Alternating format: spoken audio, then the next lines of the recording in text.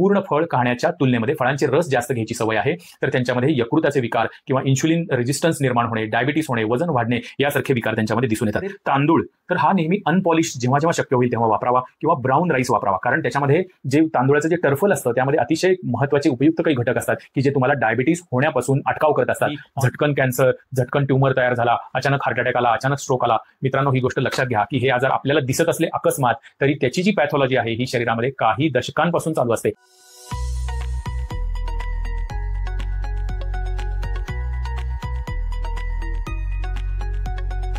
नमस्कार. आपल्या पूर्ण आरोग्याची इमारत ज्या भक्कम पायावर उभी आहे तो पाया म्हणजे होल फूड. तर होल फूड ही संकल्पना भारतीय लोकांना काही नवीन नाहीये, परंतु आता झालेला जो त्याच्यावरचा प्रचंड रिसर्च आहे तो रिसर्च आपल्या या खाद्यपद्धतीला एक प्रकारचा पूरकच आहे. तो कसा आहे हे आपण जाणून घेऊया. तर पहिल्यांदा या होल फूडच्या विपरीत जे आहे ते आपण पाहूया. म्हणजे चुकीचं काय आधी ते समजावून घेऊ, म्हणजे योग्य काय आहे ते आपल्याला बरोबर समोर येतं. तर याच्या विपरीत आहे ते म्हणजे प्रोसेस्ड फूड, म्हणजे ज्या अन्नपदार्थावर काही ना काहीतरी प्रक्रिया केलेल्या असतात या सगळ्या पदार्थांना प्रोसेस्ड फूड म्हणतात.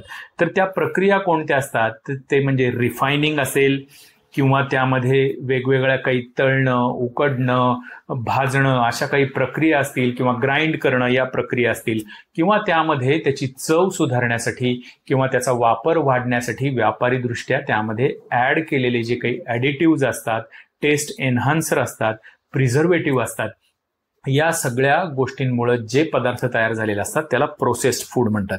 तर आता आपण एक एक त्याची उदाहरणं घेऊया आपल्या आहारातले जे गोष्टी आहेत आहे आणि त्याच्यावरती त्या प्रोसेस्ड फूडमुळे आपल्यावरती आरोग्यावरती कसे विपरीत भयंकर परिणाम होतात हे आपण एक एक करून पाहणार आहे. तर आपण सुरुवात करूया फळांपासून. तर पूर्ण फळ हे खाणं कधीही फायद्याचं असतं, ही गोष्ट आपण वारंवार ऐकलेली आहे. आपल्याला सवय असते की त्याची साल काढून टाक, त्याचं ज्यूस कर, या पद्धतीने आपण चुकीच्या पद्धतीने ती फळं घेतो. तर ज्यूस घेणं ह्या सगळ्यांना असं वाटेल की फळांचे रस पिणं हे आरोग्यदायी आहे. काही वर्षांपूर्वी ही गोष्ट सगळेजण मानत होते, परंतु शास्त्र असं सांगतं की ज्या भागामध्ये किंवा ज्या लोकांमध्ये फळांचे रस म्हणजे पूर्ण फळ खाण्याच्या तुलनेमध्ये फळांचे रस जास्त घ्यायची सवय आहे, तर त्यांच्यामध्ये यकृताचे विकार किंवा इन्शुलिन रेजिस्टन्स निर्माण होणे, डायबिटीस होणे, वजन वाढणे यासारखे विकार त्यांच्यामध्ये दिसून येतात. कारण होतं काय, जेव्हा आपण फळांचे रस काढतो तेव्हा त्यातला जो बहुमूल्य भाग असतो तो म्हणजे फायबर्स किंवा तंतुमय पदार्थ हे सगळे पूर्ण निघून जातात. त्याची जी पिल किंवा त्याची जी त्वचा असते फळाची त्याच्यामध्ये प्रचंड मोठ्या प्रमाणावरती अँटीऑक्सिडंट्स असतात. एखादं लाल भडक तुम्ही सफरचंद घेतलेलं तर तो जो लाल भडकपणा ज्या सालीमध्ये आलेला असतो तो त्या अँटीऑक्सिडंटमुळे असतो.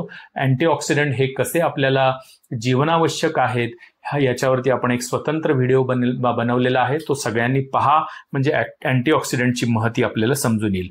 तर होतं काय की जेव्हा नुसते आपण फळांचे रस घेतो तेव्हा शुगरचा स्पाइक येतो. फळांमध्ये फ्रुक्टोज जास्त असते, त्याप्रमाणे ग्लुकोजही असते, परंतु शेवटी त्याचं कन्व्हर्जन हे शुगरमध्येच होतं आणि त्याच्यामध्ये कॅलरीज भरपूर असतात. त्यामुळे या पोकळ कॅलरीज होतात, शेवटी त्याचा भार हा यकृतावर पडतो. त्यामुळे नॉन अल्कोहोलिक लिव्हर डिसीज हा एक प्रकार सध्या प्रचंड मोठ्या प्रमाणावर वाढत आहे. त्याच्यामागे हे फळांचे रस पिणं ही एक चुकीची समजूत आहे. त्यामुळे आपण पूर्ण फळ खायची सवय आपणही खावं, आपल्या मुलांनाही ही सवय लावावी. मार्केटमध्ये कुठल्याही गोष्टी आकर्षक पद्धतीने तुम्हाला जाहिरात करून तुमच्या पुढे ठेवणं आणि त्यांचा व्यवसाय वाढवणं हे त्यांचं कामच असतं. त्यामुळे वेगवेगळ्या प्रकारचे ज्युसेस, जॅम्स, कॅन्डी किंवा फ्रूट फ्लेवर केलेली वेगवेगळी ड्रिंक्स, सरबत हा सगळा एक प्रकारचा ट्रॅप आहे, हे लक्षात घ्या.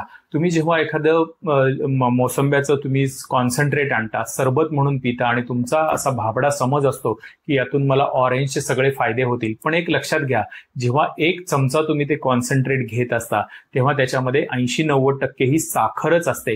त्यामुळे फायदा 10%, त्याच्याबरोबर 90% अनावश्यक घटक किंवा ज्याला हॉलो कॅलरीज म्हणतात हे आपण शरीरामध्ये घेत असतो. त्यामुळे पूर्ण फळं खाण्यावरती आपला नेहमी भर असावा. आता आपण बघूया पुढचा घटक आहे तो म्हणजे धान्य. तर त्यामध्ये तांदूळ, तर हा नेहमी अनपॉलिश जेव्हा जेव्हा शक्य होईल तेव्हा वापरावा किंवा ब्राऊन राईस वापरावा, कारण त्याच्यामध्ये जे तांदूळाचं जे टर्फल असतं त्यामध्ये अतिशय महत्वाचे उपयुक्त काही घटक असतात की जे तुम्हाला डायबिटीस होण्यापासून अटकाव करत असतात. ऑन द कॉन्ट्ररी तुम्ही जेव्हा व्हाईट राईस घेता तेव्हा तुम्ही डायबिटीस होण्यासाठी एक प्रकारचं निमित्त ठरत असता. हे असे विपरीत गुणधर्म या दोन पद्धतीच्या तांदळाचे आहेत. त्यामुळं तांदळाच्या बाबतीत झालं, तसंच गव्हाच्या बाबतीत गव्हाचं जे पीठ असतं हे पूर्ण कोंड्यासह वापरावं. अनेक लोकांना पोळी कशी मऊसूत पांढरी शुभ्र छान दिसावी असं वाटतं आणि त्यामुळे त्यातला कोंडा काढून टाकला जातो. परंतु ही गोष्ट लक्षात घ्या की त्या कोंड्यामध्येच बहुमूल्य असे काही गुणधर्म असतात की जे तुमची गट हेल्थ, आजकाल हा एक जरा बज वर्ड म्हणता येईल की गट हेल्थ हा एक फार मोठा भाग आहे. आपल्या पोटामध्ये जे असंख्य प्रकारचे जीवाणू असतात हे आपल्या आरोग्यासाठी 24 तास आपल्याला कार्यरत असतात. त्यामुळे त्यांचं जे खाद्य असतं ते म्हणजे फायबर्स असतं, ते जर आपण काढून टाकलं तर गट हेल्थ आपली बिघडते आणि आपण अनेक प्रकारच्या रोगांना जसं काही आमंत्रण देत असतो. त्यामुळं जेव्हा जेव्हा आपल्याला बाहेरची खायची वेळ येते तेव्हा पास्ता असेल, नूडल्स असतील, तर ह्या आपण पूर्ण गव्हाचे असावे याच्या बाबतीमध्ये, मुलांच्या बाबतीमध्ये नेहमी कटाक्ष आपण ठेवावा. पुढचं आहे म्हणजे भाज्या. भाज्यांमध्ये सुद्धा आजकाल इन्स्टंट रेडी टू मिक्स किंवा रेडी टू यूज अशा पद्धतीच्या भाज्यांचे प्रकार आहेत. कधी कधी खाल्ली तर ही गोष्ट ठीक आहे, परंतु त्याच्यामध्ये अतिशय सवय लागणारे काही घटक त्यामध्ये घातलेले असतात की ज्यामुळे त्याची टेस्ट तुम्हाला आवडते आणि वारंवार हे सहज मिळणाऱ्या ज्या भाज्या असतात त्या खायची सवय लागते. त्याच्यामध्ये अनेक प्रकारचे प्रिझर्वेटिव्ह, टेस्ट एन्हान्सर त्याच्यामध्ये घातलेले असतात की ज्याच्यामुळे त्याची रंग, वास, चव हे उत्तम राहतं आणि आपण त्याच्या मागे लागतो. सॅलड वेगवेगळ्या प्रकारचे, तर गाजर, बीट, टोमॅटो किंवा वेगवेगळ्या पालक असतील, पालेभाज्या, अनेक प्रकारच्या भाज्यांचे रस काढून खायची पद्धत आहे. ही सुद्धा गोष्ट एका पद्धतीने चुकीची आहे, कारण त्यावेळेस सुद्धा या प्रक्रियेमध्ये आपण त्याचे फायबर्स बाहेर काढून टाकत असतो. त्यामुळं पूर्ण हे सॅलड खाणं चावून चावून ही गोष्ट अतिशय गरजेची असते. त्याचप्रमाणे वेगवेगळ्या प्रकारचे सॉस हे जे आहेत हे सुद्धा खाणं अतिशय घातक आहे. त्याच्यामध्ये मोठ्या प्रमाणावर म्हणजे प्रचंड प्रमाणावर त्याच्यामध्ये साखर आणि मीठ हे दोन घटक मुलांमध्ये नकळत जात असतात आणि त्यामुळे मुलं हायपर होणे, चिडचिड होणे, त्यांची एकाग्रता न होणे यासारख्या गोष्टी किंवा हेल्दी गोष्टी खाण्याकडे आपोआप त्यांचं दुर्लक्ष होतं. त्यामुळे सॉस ही गोष्ट सुद्धा मुलांना खाण्यापासून डिस्करेज केलं पाहिजे. ड्रायफ्रुट्स, तर याच्यामध्ये गुड फॅट्स, आपल्याला माहिती की सगळ्याच चरबीचे प्रकार हे वाईट नसतात. शरीराला काही प्रमाणामध्ये चांगले फॅट्स हे शरीराला अत्यंत गरजेचे असतात. तर हे याचे सोर्सेस असतात ते म्हणजे ड्रायफ्रुट्स किंवा वेगवेगळ्या प्रकारच्या सीड्स. तर या सुद्धा विशेषतः मार्केटमध्ये त्याचा खप वाढवावा म्हणून सॉल्टेड किंवा स्वीटंड म्हणजे त्यामध्ये साखर घालणे किंवा त्यामध्ये मीठ घालणे या पद्धतीच्या विशेषतः पिस्ता, काजू, बदाम या गोष्टींना भरपूर मीठ लावलेलं असतं, तर त्याचाही वापर आपण टाळला पाहिजे. अनेक प्रकारची पेय, तर याच्यामध्ये महत्वाचं येतं ते म्हणजे भारतीयांचं चहा आणि कॉफी. तर हे सुद्धा इंग्रज साहेबांनी आपल्याला चहाची सवय लावली मान्य आहे, परंतु त्या लोकांची जी चहा घ्यायची जी पद्धत होती ती शास्त्रीय होती की ज्याला आपण डिकॉक्शन म्हणतो, की नुसतंच काढा चहाचा असल्यासारखा जो आहे ब्लॅक टी हा अतिशय उपयुक्त असतो. जेव्हा आम्ही पेशंटना सांगतो की चहा बंद करा तेव्हा ते पूर्ण बंद करायला तयार असतात. नंतर पुढच्या आठवड्यात म्हणतात की चहाशिवाय आम्हाला चालत नाही, मग काय करू? तर आम्हाला ती गोष्ट सांगायची असते की याच्यामध्ये तुम्ही आलं किंवा वेलदोडे यासारखे थोडेसे जर चविष्ट पदार्थ घातले तर तुम्हाला या चहाची चव सुद्धा काही दिवसांनी आवडायला लागते. आणि ब्लॅक टी, ब्लॅक कॉफीमध्ये अनेक उपयुक्त घटकही असतात. त्यामुळे तुम्ही बंद करा ही गोष्ट बिलकुल सांगणार नाही.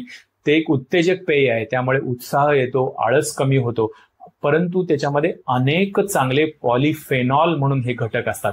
पॉलिफेनॉल हे घटक इम्युनिटी वाढवण्यासाठी प्रचंड कारणीभूत असतात. त्यामुळे कॅन्सरपासून तुम्हाला अनेक प्रकारच्या कॅन्सरपासून संरक्षण देण्यासाठी या ग्रीन टी मध्ये, ब्लॅक टी मध्ये काही घटक आहेत. त्यामुळे तुम्ही हा चहा जरूर प्या, परंतु दूध आणि साखर न घालता. त्यामुळे ही वेगवेगळी पेय पिताना सुद्धा तुम्ही त्याच्यामध्ये प्रोसेस कमीत कमी केलेली असेल हा कटाक्ष सांभाळणं महत्वाचं आहे. तेल वेगवेगळी प्रकारची, भारतीयांना तळलेले पदार्थ खायची भरपूर सवय, तर बहुधा आपण हे पदार्थ जे असतात ते घरी करून कधीतरी खाल्ले तर त्याच्यातून फार त्रास होत नाही, परंतु बाहेरच्या तेलांविषयी आपल्याला खात्री नसते.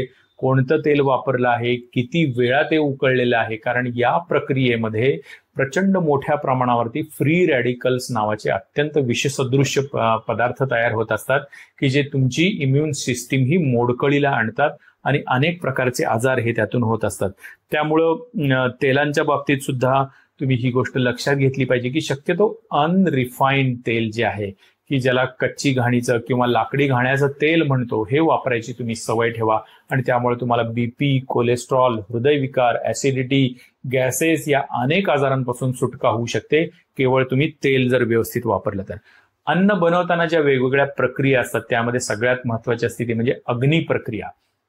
तर आजकाल बार्बेक्यू किंवा ग्रिल, रोस्ट यासारख्या गोष्टींचं पण खूप फॅड वाढतंय. तर एक गोष्ट लक्षात घ्या की या प्रक्रियेमध्ये विशेषतः जेव्हा मांसाहारी पदार्थ या पद्धतीने बनवले जातात त्यामध्ये प्रचंड टॉक्सिक पदार्थ त्यामध्ये तयार होतात की ज्यामुळे अनेक प्रकारच्या कॅन्सर होण्याची शक्यता तुमची शेकडो पटीने वाढते हे संशोधन सांगतं. त्यामुळे या पद्धतीने पदार्थ बनवू नये. भारतीय जी पद्धती आहे वेगवेगळ्या भांड्यांमध्ये किंवा तव्यावरती आपण जे बनवतो मंद आचेवर त्या पद्धतीने बनवलेले पदार्थ हे त्रासदायक ठरत नाहीत. तळणं याच्याविषयी मगाशीच आपण बोललो. थोडक्यात आपल्याला लक्षात आलेलं असेल की हे जे प्रोसेस फूड असतं याच्यामध्ये प्रक्रिया किंवा त्यातले घटक पदार्थ हे दोन्हीही सदोष असू शकतात. तर असतं काय की प्रोसेस फूड हे शक्यतो पॅकेजच्या स्वरूपामध्ये येतं. मार्केट किंवा जाहिरात ह्या गोष्टी त्याच्या मागे येतात. त्यामुळे चविष्ट होण्यासाठी त्यामध्ये साखर, मीठ, तेल, वेगवेगळ्या प्रकारच्या मैदासारख्या गोष्टी या त्यामध्ये सढळ हाताने वापरलेल्या असतात. त्यामुळे तुम्हाला हे सगळे पदार्थ अनारोग्याला कारणीभूत ठरतात. आणि मुख्यतः होतं काय या प्रक्रियांमुळे त्यातले जे महत्वाचे व्हिटॅमिन असतील, मिनरल्स असतील, अँटीऑक्सिडंट्स असतील, फायबर्स असतील या सगळ्या गोष्टी यातून नष्ट पावतात. त्यामुळं जास्तीत जास्त आपण होल फूडला प्राधान्य द्यावं ही गोष्ट या निमित्ताने आपल्याला सांगायची आहे. तर नक्की शरीराची हानी कशी होते हे आपण शास्त्रीय परिभाषेत जर जाणवलं किंवा समजून घेतलं तर आपल्याला त्याचा फायदा होईल. महत्वाचं काय होतं की याच्यामध्ये तेलाचा, तुपाचा भरपूर वापर केला जातो. बॅड फॅट्स जे असतात ते भरपूर जातात. त्यामुळे आपोआप तुमचे लिपिड्स किंवा कोलेस्ट्रॉल शरीरामध्ये वाढतात आणि त्याच्यामुळे त्याचे जे पुढचे बंधू भगिनी आहेत ते म्हणजे hypertension, atherosclerosis, heart disease, stroke, diabetes या सगळ्या गोष्टी या एका सदोष खाण्यापिण्यातून होतात हे लक्षात घ्या. आणि भारत या सगळ्या आजारांची राजधानी बनत आहे. त्यामुळे ही गोष्ट अतिशय संवेदनशील पद्धतीने आपण लक्षात घेतली पाहिजे की विनाकारण कुणालाही झटकन कॅन्सर, झटकन ट्यूमर तयार झाला, अचानक हार्ट अटॅक आला, अचानक स्ट्रोक आला. मित्रांनो, ही गोष्ट लक्षात घ्या की हे आजार आपल्याला दिसत असले अकस्मात तरी त्याची जी पॅथॉलॉजी आहे ही शरीरामध्ये काही दशकांपासून चालू असते. आपलं शरीर हे लवचिक असतं, सहनशील असतं. त्यामुळे एका मर्यादेपर्यंत या गोष्टी सगळ्या सहन करतं. परंतु नंतर होणाऱ्या ज्या घटना ज्याला आपण कॅटास्ट्रॉफिक म्हणतात त्या अकस्मात होतात आणि मग आपल्याला सुधारण्याची संधी दुर्दैवाने शरीर देत नाही.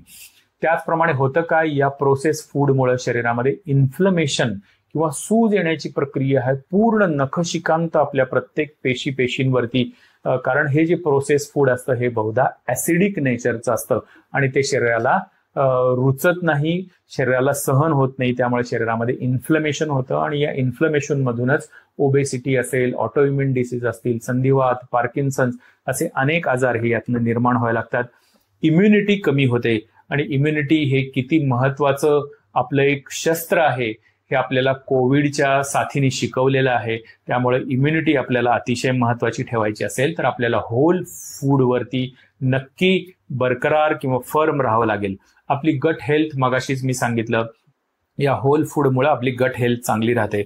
मेंदू, किडनी किंवा यकृत यासारखे महत्वाचे जे अवयव आहेत या सगळ्यांना ताकद द्यायचं काम हे होल फूड करत असतं. म्हणजेच थोडक्यात अन्नातील व्हिटॅमिन, मिनरल्स, पॉलिफेनॉल, अँटीऑक्सिडंट या सगळ्या गोष्टींनी मालामाल किंवा समृद्ध असं जे असतं ते म्हणजे होल फूड.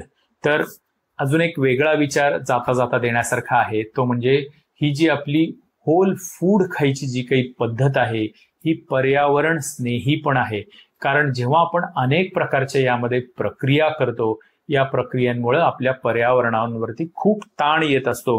त्यामुळं शक्यतो बी व्होकल फॉर लोकल जे म्हणतात, ही गोष्ट आपण लक्षात घेण्यासारखी, की आपल्या भागामध्ये ज्या गोष्टी मिळतात त्या आपण जशा आहेत त्या स्वरूपामध्ये अत्यल्प प्रक्रिया करून वापरायची आपण आपल्याला सवय लावली पाहिजे.